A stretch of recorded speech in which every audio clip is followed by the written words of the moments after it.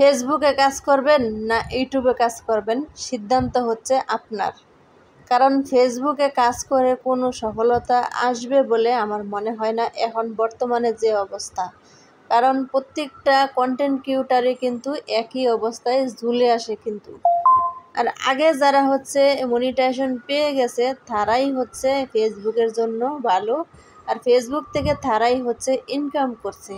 আর নতুন নতুন যারা কন্টেন্ট ক্রিয়েটর আছেন বা রয়েছেন বা গেছেন যুক্ত হচ্ছেন, তাদের জন্য আমি বলবো কোনো ফেসবুক না। কারণ ফেসবুকের যে অবস্থা চলছে মনে হয় না কোনো দিন ভালো হবে, নাকি কি এমনই থাকবে, না কোনো সমাধানে আসবে। ফেসবুক কিন্তু তেমন একটা আপডেটে কিন্তু জানায়নি কিছু।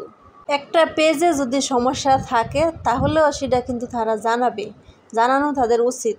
যে একটা ইস্যু আছে বা কোনো পলিসি আছে বা কোনো একটা সমস্যা ধরিয়ে দেবে, তাও কিন্তু না। পেজ কিন্তু সব দিকে ঠিক আছে, বারবার আবেদন করা হচ্ছে, তারপরও হচ্ছে কন্টেন্ট মনিটাইজেশন দিচ্ছে না বড় বড় পেজে।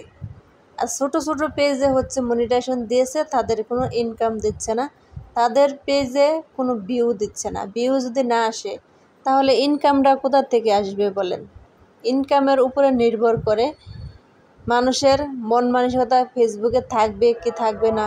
এই যে ধরেন স্টার সেট আপ করে মানুষের তিন সার্টিফিকেট বানায়, মানুষ কিন্তু একটা ভোগান্তি।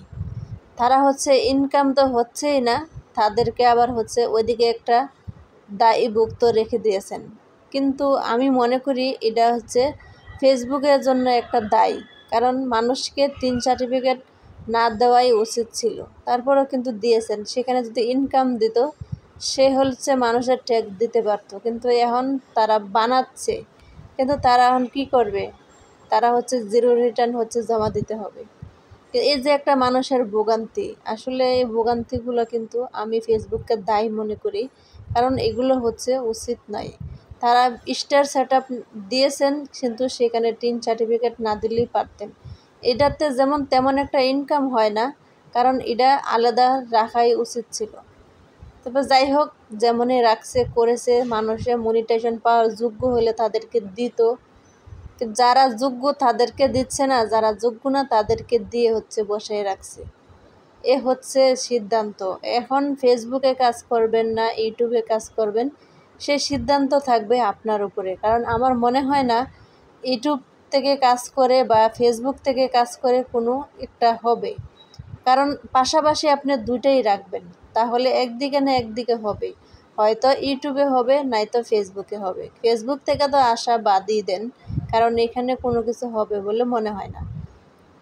আর যদিও হয়ে থাকে সেটা অনেক সময় লাগবে, 1-1.5 বছরও লাগতে পারে, তার কোনো ঠিক ঠিকানা নাই। তার পাশাপাশি ইউটিউবটা চালিয়ে যাবেন।